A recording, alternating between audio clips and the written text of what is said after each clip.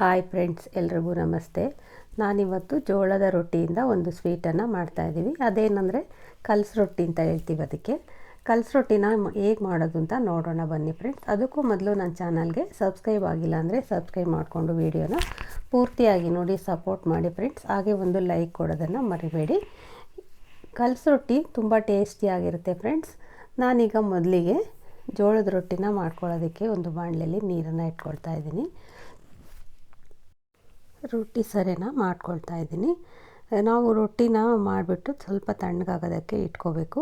ಮಾಮೂಲಿ ನಾವು ರೊಟ್ಟಿ ಮಾಡಿದಾಗ ರೊಟ್ಟಿ ಏನಾದರೂ ಮಿಕ್ಕಿದ್ರೂ ನೀವು ಇದೇ ರೀತಿ ಕಲಸು ರೊಟ್ಟಿನ ಮಾಡ್ಕೋಬೋದು. ನಾವು ಇದನ್ನು ನೈವೇದ್ಯಕ್ಕೂ ಮಾಡ್ತಾಯಿರ್ತೀವಿ. ಈಗ ರೊಟ್ಟಿನ ಮಾಡ್ಕೊಳ್ಳೋಣ. ನಾನು ಈಗಾಗಲೇ ಜೋಳದ ರೊಟ್ಟಿನ ಸುಲಭವಾಗಿ ಹೇಗೆ ಮಾಡ್ಕೊಳ್ಳೋದು ಅಂತ ವಿಡಿಯೋ ಮಾಡಿ ಹಾಕಿದ್ದೀನಿ ಫ್ರೆಂಡ್ಸ್. ಆದ್ದರಿಂದ ಇದರಲ್ಲಿ ಪೂರ್ತಿಯಾಗಿ ತೋರಿಸಿಲ್ಲ. ಈಗ ರೊಟ್ಟಿನ ಮಾಡಿಕೊಂಡು ನಾವು ತಣ್ಣಗಾಗೋದಕ್ಕೆ ಸೈಡಲ್ಲಿ ಇಟ್ಕೊಳ್ತಾ ಇದ್ದೀನಿ. ಈಗ ಸ್ವೀಟ್ಗೆ ರೆಡಿ ಮಾಡ್ಕೊಳ್ಳೋಣ. ನಾನಿಲ್ಲಿ 1 ಕಪ್ಪು ಬಿಳಿ ಎಳ್ಳು, 1 ಕಪ್ಪು ಬೆಲ್ಲ, 1 ಕಪ್ಪಲ್ಲಿ ಹುರಿಗಡಲೆ, ಅರ್ಧ ಬೌಲಷ್ಟು ತೆಂಗಿನಕಾಯಿ ತುರಿನ ತೊಗೊಂಡಿದ್ದೀನಿ.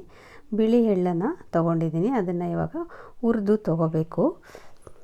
ಅಷ್ಟರಲ್ಲಿ ಬೆಲ್ಲನ ಒಂದು ಪಾತ್ರೆಯಲ್ಲಿ ಹಾಕ್ಬಿಟ್ಟು ಅರ್ಧ ಕಪ್ಪು ನೀರನ್ನು ಸೇರಿಸಿ ಬೆಲ್ಲ ಕರಗೋದಕ್ಕೆ ಸ್ಟವ್ ಮೇಲೆ ಇಡ್ತಾಯಿದ್ದೀನಿ. ಬೆಲ್ಲ ಕರಗೋ ಅಷ್ಟರಲ್ಲಿ ಎಳ್ಳನ್ನು ಹುರ್ಕೋಬೇಕು. ಸ್ಟವ್ ಮೇಲೆ ಒಂದು ಬಾಣಲೆನ ಇಟ್ಟು ಎಳ್ಳನ್ನು ಹಾಕ್ಕೊಳ್ತಾ ಇದ್ದೀನಿ.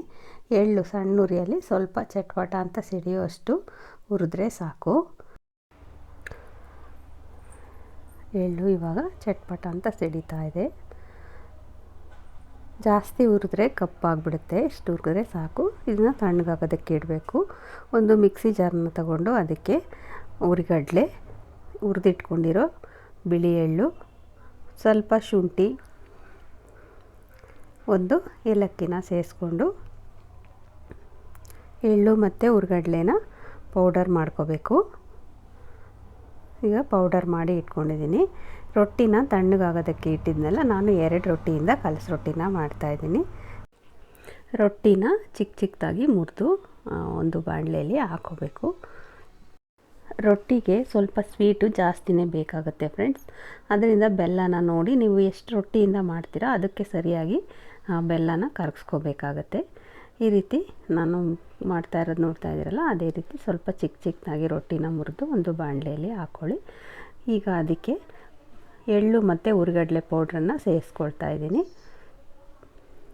ಬೆಲ್ಲದ ಪಾಕನ ನೋಡ್ಬಿಟ್ಟು ಎಷ್ಟು ಬೇಕೋ ಅಷ್ಟು ಪೌಡರ್ನ ಸೇರಿಸ್ಕೋಬೇಕು. ಬೆಲ್ಲನ ಸೋಸ್ಕೊಳ್ತಾ ಇದ್ದೀನಿ. ತೆಂಗಿನಕಾಯಿ ತುರಿನ ಸೇರಿಸಿ ಚೆನ್ನಾಗಿ ಮಿಕ್ಸ್ ಮಾಡ್ಕೋಬೇಕು. ಬೆಲ್ಲದ ಪಾಕ ಜಾಸ್ತಿ ಆದರೆ ಇನ್ನೂ ಸ್ವಲ್ಪ ಎಳ್ಳು ಪೌಡ್ರನ್ನ ಸೇರಿಸ್ಕೋಬೋದು. ಸೇರಿಸಿ ಚೆನ್ನಾಗಿ ಮಿಕ್ಸ್ ಮಾಡಿ ಅದಕ್ಕೆ ಹಸಿ ತೆಂಗಿನಕಾಯಿ ತುರಿನ ಹಾಕಿರೋದ್ರಿಂದ ಸ್ವಲ್ಪ ಬಿಸಿ ಮಾಡ್ಕೋಬೇಕಾಗುತ್ತೆ. ಬಿಸಿ ಮಾಡಿಲ್ಲ ಅಂದರೆ ಅದು ಬೇಗ ಹಾಳಾಗಿಬಿಡುತ್ತೆ. ಅದರಿಂದ ಸ್ವಲ್ಪ ಲೈಟಾಗಿ ಬಿಸಿ ಮಾಡ್ಕೋಬೇಕು.